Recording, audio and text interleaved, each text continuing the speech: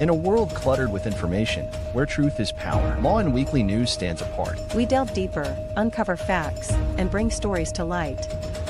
From political showdowns and economic triumphs to the pulse of the street and the heart of the community. We capture the moments that define us, stories that challenge, inspire, and transform. Tune in live Sundays 8 a.m. Central Standard Time and Sundays 6 p.m. Central Standard Time. These are Lawin headlines for this week. Federal government orders Texas to delay November SNAP benefits amid shutdown. Abbott mobilizes state resources ahead of Texas flash flood threat. San Antonio Food Bank unveils new plan to boost hunger relief efforts. Medical firm blasted for mailing unsolicited cancer test kits to homes. PACCTX Gala shines spotlight on Filipino-American excellence. PH Consulate officials grace UPAA Awards Night Gala in Houston.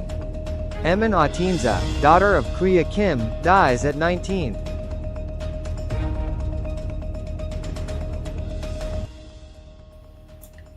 Good day, I am Neska, and tonight we bring you the latest stories in the United States of America, especially in the state of Texas.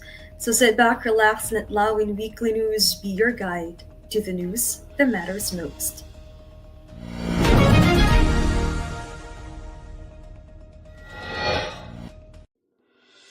Texas Governor Greg Abbott has ordered the Texas Division of Emergency Management to activate emergency resources ahead of a powerful storm system expected to sweep across the state beginning Thursday night and continuing through the weekend.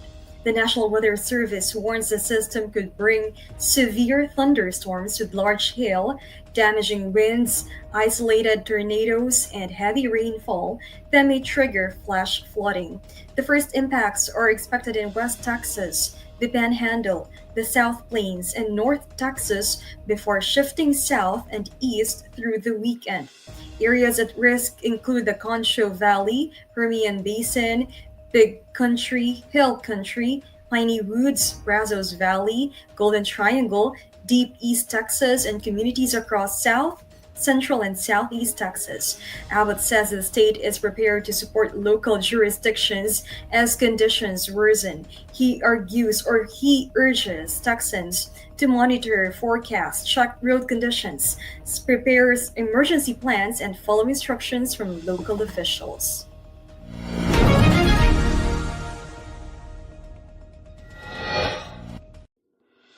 The Texas Secretary of State's office has launched an investigation into more than 2,000 registered voters flagged as possible non-citizens.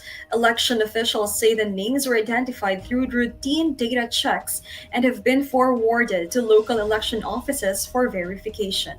Letters have been sent to the individuals asking them to provide proof of citizenship to keep their registration active.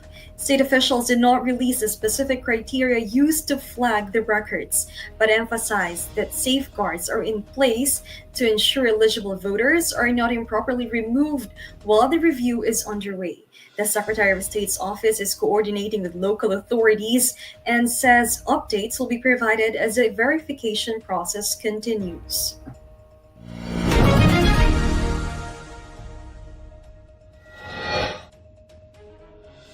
The ongoing federal government shutdown is putting food assistance at risk for nearly 900,000 residents in the greater Houston area. If the shutdown extends into November, the state warns that Supplemental Nutrition Assistance Program, or SNAP, benefits may be suspended. In Harris County alone, more than 642,000 people, covering about 300,000 households, rely on SNAP. The average benefit is $395 per household per month.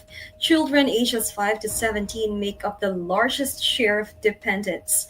Nearby counties including Brazoria, Chambers, Fort Bend, Galveston, Liberty, Matagorda, Montgomery, Waller, and Wharton face the same risk.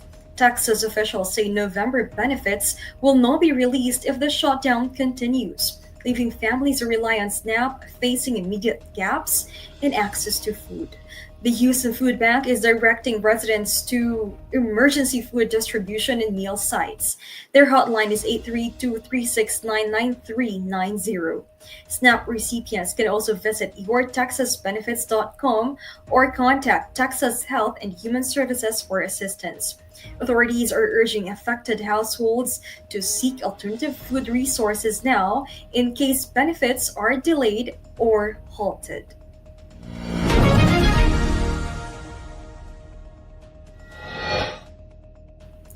The Houston Avenue Bridge has been struck by vehicles 72 times so far in 2025, according to the Texas Department of Transportation.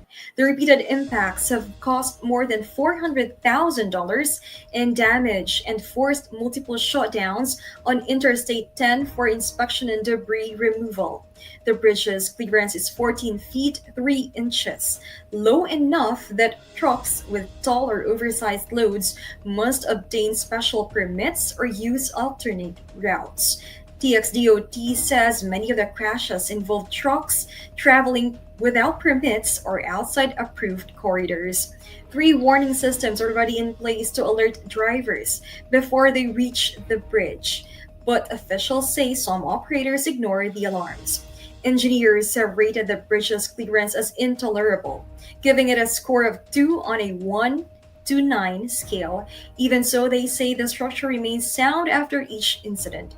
The bridge is slated for demolition as part of the White Oak Bayou I-10 elevation project, which begins in early 2027. The project will raise I-10 above the floodplain and rebuild the crossing to eliminate the clearance risk. The most recent bridge strikes were reported on October 5th, September 8th, and May 6th. In a world filled with fleeting moments, there's beauty waiting to be captured.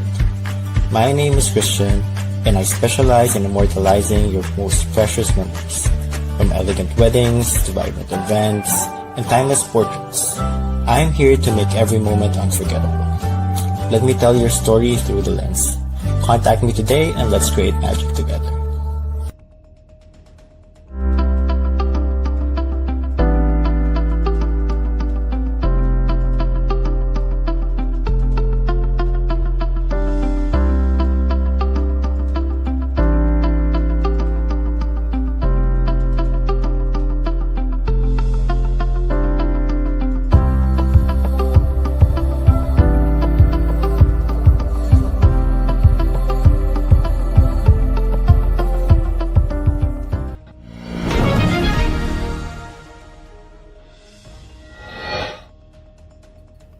Texas Governor Greg Abbott has ordered state agencies to clear homeless encampments in Austin, citing growing public safety risks. State-led teams removed 48 encampments and collected more than 3,000 pounds of debris.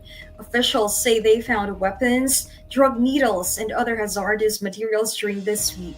Authorities made several arrests, including 24 repeat felony offenders and individuals wanted on outstanding warrants. Illegal drugs, firearms, and drug paraphernalia were also seized. Abbott said the operation was launched in response to complaints about deteriorating conditions in public areas and to protect communities and state-owned properties. The Texas Department of Public Safety coordinated the effort with other state agencies and worked alongside Austin officials during the cleanup. Further enforcement actions are expected if encampments reappear.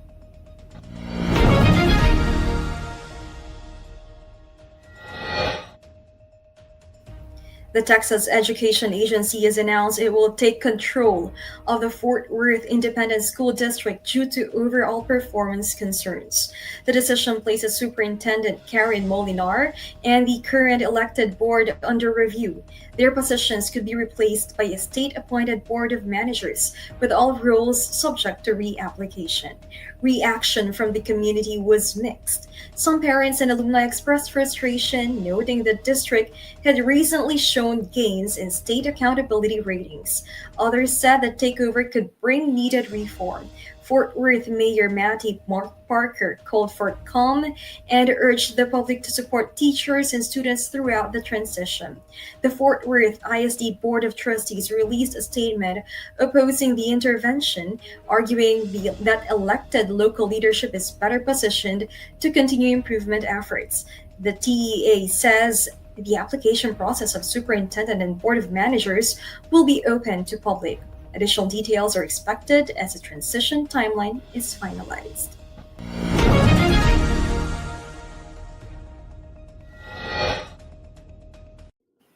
The San Antonio Food Bank has activated an emergency response plan to help nearly 190,000 South Texans affected by the ongoing federal government shutdown.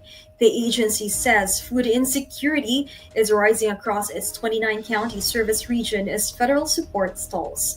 To meet demand, the food bank says it needs an additional $500,000 each week to move 1 million extra pounds of food into communities. The shutdown has disrupted SNAP benefits for roughly 3.5 million Texans, including 1.7 million children, increasing pressure on local food resources.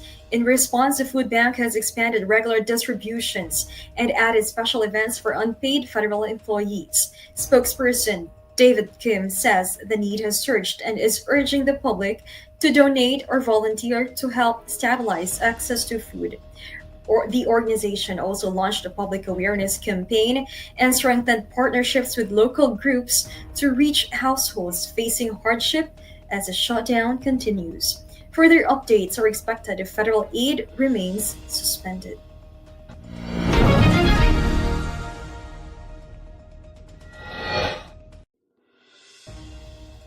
Exact Sciences, the maker of Cologuard at-home colon cancer test, is facing scrutiny after thousands of Americans say they received kits they never requested. Houston resident Nancy Delapa says a Cologuard box appeared at her door even though she gets routine colonoscopies, and her doctor never ordered the test. Her physician confirmed no request of the test. Delapa also recorded a call with an Exact Sciences representative who told her that her insurance plan had targeted 400,000 members for kit distribution. The Better Business Bureau of Wisconsin has logged at least 376 complaints with similar claims, including reports of bills ranging from $500 to $700 after recipients assumed insurance would cover the test. Exact Sciences says the kits are sent through insurer outreach programs that identify members overdue for screening and authorize orders through licensed clinicians. The company says 94% of patients pay nothing and participation is voluntary. Medical experts are urging caution. Dr. Eric Haas, chief of colorectal surgery at Houston Collins, says screening decisions must follow physician consultation, proper timing, and medical oversight. Even when at home, tests play a preventive role. Join us for a captivating new series where Lawin sits down with the trailblazers of the music and entertainment world. Discover the stories behind the faces and voices that shape our culture and community. We will bring you exclusive interviews with industry legends and rising stars. Behind the scenes insights and get a peek into the creative processes and personal journeys. Artists and performers and their upcoming shows and events.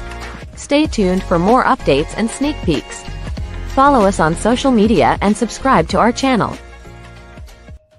Filing taxes, dealing with tax debt, or facing IRS actions is stressful, but you don't have to go it alone.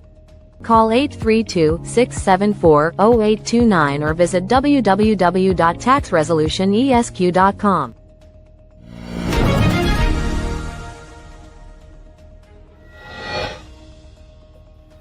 President Donald Trump is signaling the U.S. military operations against Venezuela-linked drug trafficking could expand from the sea to possible land strikes. In recent remarks, Trump said the administration is considering ground-level action against individuals and groups accused of moving narcotics into the United States. The comments mark an escalation in Washington's interdiction strategy. Until now, U.S. forces have focused on maritime missions aimed at intercepting shipments the administration says are tied to Venezuelan trafficking networks. Officials framed the effort as both a national security and public health response to the drug supply entering the country. Trump did not provide a timeline, target locations, or operational details or for potential land strikes. And the administration continues to argue that President Nicolas Maduro's government protects criminal rings and enables drug commerce. Venezuela rejects those claims and accuses the United States of using narcotics allegations for geopolitical purposes. No formal military order for land operations has been announced, but U.S. officials say planning and assessments are ongoing.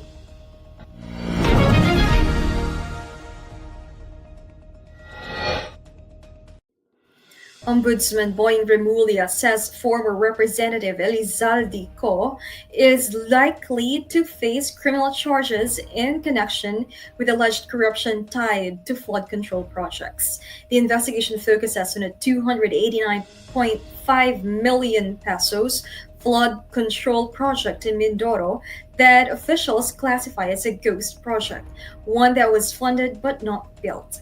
According to the ombudsman, evidence gathered so far points to Co's alleged role in the questioned project and the disappearance of funds intended for infrastructure.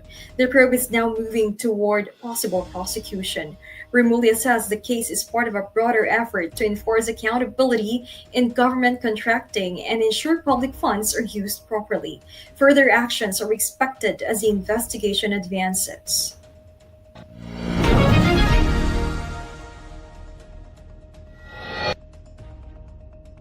Israeli lawmakers have advanced bills that would annex parts of the occupied West Bank, moving the proposals into committee review in the Knesset.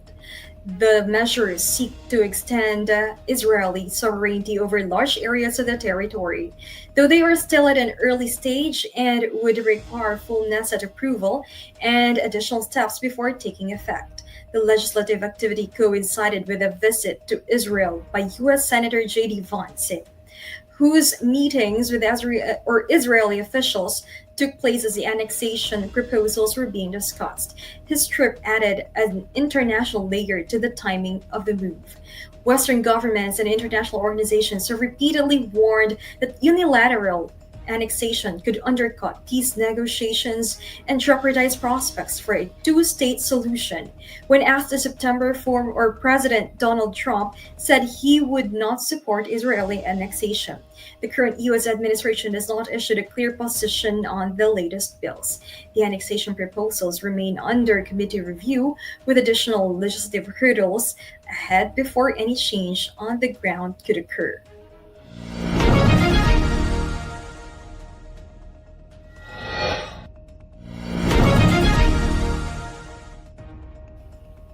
Filipino-American community leaders, business professionals, and public officials gathered Friday night at Kalahari Resorts and Conventions in Round Rock for the Philippine-American Chamber of Commerce of Texas, or PACCTX, Legends and Leaders Gala, a formal celebration recognizing the achievements of Filipino Americans across Texas. The program opened with registration, networking, and a ceremonial ballroom entrance, followed by musical performances, the U.S. and Philippine national anthems, and a parade of colors. Pastor Joseph Ramientos delivered the invocation. Joyce Garcia, Greater Austin Region Chair, gave the first welcome, followed by an official message from State President Attorney Eileen Ligot Dizon. Vice Consul Tanya Guarano delivered a diplomatic message on behalf of the Consulate General of the Philippines. Entertainment featured a performance by Dessa, known as a powerhouse diva.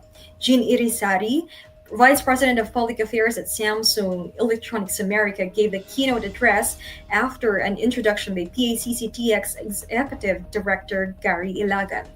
The evening continued with an awards ceremony, sponsor recognition, raffle draws, and closing remarks from Alfonso Lucin, Greater Austin Region Vice Chair.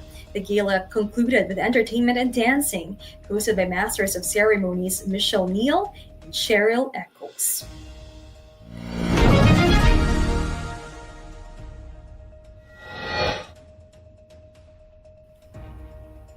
Consul General Gunther Salas and Vice Consul Tanya Gaurano attended the awards night and gala of the University of the Philippines Alumni Association in America. The event was hosted by the UPAAA Houston chapter under President Christine Suarez Ascona. In his remarks, Salas cited UP's motto of honor, excellence, and service, saying those values continue to drive efforts for social change among Filipino professionals worldwide. UPAAA honored alumni from health, engineering, the arts, and other sectors for their professional contributions. The gala served as a closing event of the two-day UPAAA biennial Grand Reunion and Convention. UPAAA President Dr. Winston O'Malley led the organization during the celebration. Attorney Marian Regidor, Vice President for Public Affairs, represented the University of the Philippines at the event. For divorce and family law in Texas, Liggett Dizon Law Firm PC will guide you every step of the way. From initial consultation to detailed review of your case and strategic planning. We'll sit with you during negotiations or mediations, and represent you in court. Whether it is a family law, estate planning, or immigration, we will be there to guide through the final steps. So, leave your legal matters behind you and embrace your future. You can contact Liggett Dizon Law Firm PC at 346-5454-346 or visit Dizon Law Firm.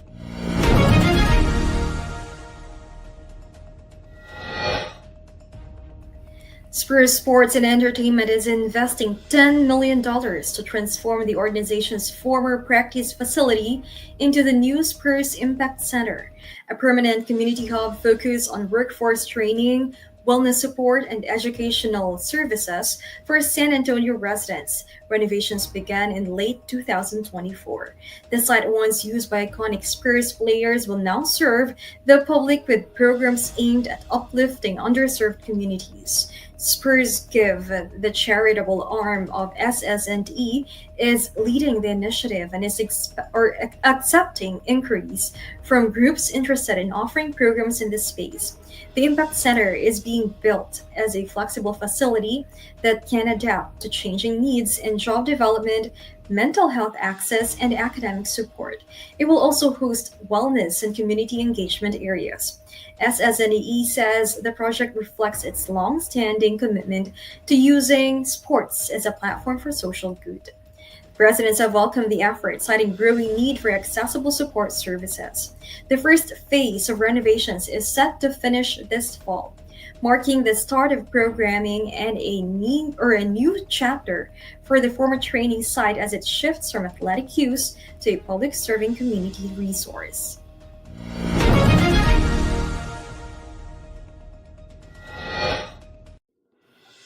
Paris Olympic double gold medalist Carlos Yulo added to his decorated career Friday, winning bronze in the men's floor exercise final, the 53rd FIG Artistic Gymnastics World Championships in Jakarta. Yulo posted a score of 14.533. He previously claimed the world and Olympic titles in the same event, winning gold in the 2023 Paris Games and at the 2019 World Championships in Stuttgart. The latest podium finish reinforces Yulo's status as one of the sport's elite performers on the global stage.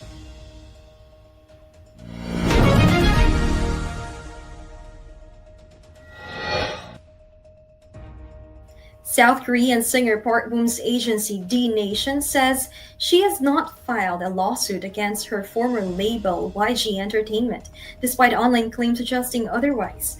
Park Boom, formerly of the K-pop group 2NE1, recently posted a document on social media that appeared similar to a legal filing.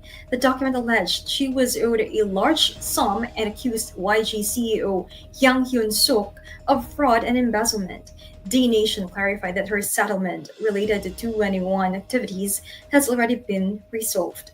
The agency said Park Boom is currently focused on treatment and recovery and has suspended all professional activities. YG Entertainment has not issued a response to the allegations.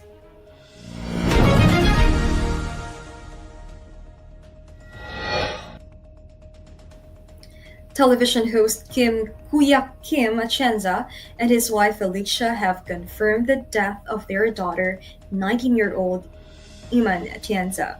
The family issued a public statement announcing her passing but did not disclose the cause of death. They have asked for privacy as they grieve. Iman was the second of the couple's 4 children. Condolences and tributes have poured in from friends, colleagues, and members of the entertainment industry following the announcement. No information has been released about memorial services or planned public tributes. The Atienza family thanked the public for the support and requested that their privacy continue to be respected during this period of mourning.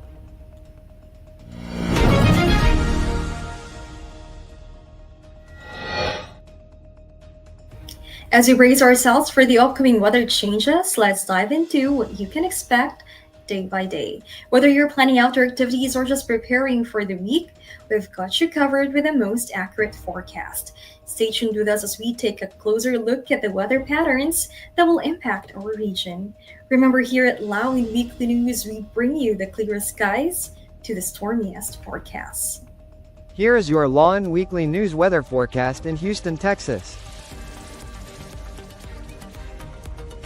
On October 26th, Sunday, the highest temperature is around 84 degrees Fahrenheit with a low of about 64 degrees Fahrenheit. Expect partly sunny skies and mild conditions. On October 27th, Monday, the high will reach approximately 86 degrees Fahrenheit and the low near 63 degrees Fahrenheit. A warm day with mostly clear skies. On October 28th, Tuesday, the temperature peaks around 89 degrees Fahrenheit with a low of 66 degrees Fahrenheit, mostly sunny and pleasant. On October 29th, Wednesday, the high may reach about 88 degrees Fahrenheit and drop to 67 degrees Fahrenheit overnight. Expect partly cloudy skies with maybe a light shower. On October 30th, Thursday, the high is near 86 degrees Fahrenheit with a low around 65 degrees Fahrenheit. A comfortable day with sunshine and few clouds. On October 31st, Friday, likely a high of 88 degrees Fahrenheit and a low of 66 degrees Fahrenheit. Mostly sunny and mild, great for any outdoor Halloween plans. On November 1st, Saturday, the highest temperature may hit around 91 degrees Fahrenheit with a low of 70 degrees Fahrenheit. Warm and mostly sunny with little chance of rain.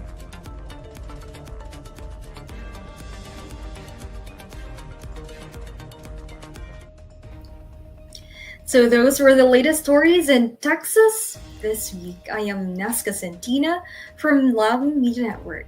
Have a great day. Lawin Weekly News. Tune in live Sundays 8 a.m. Central Standard Time and Sundays 6 p.m. Central Standard Time. Lawin Weekly News.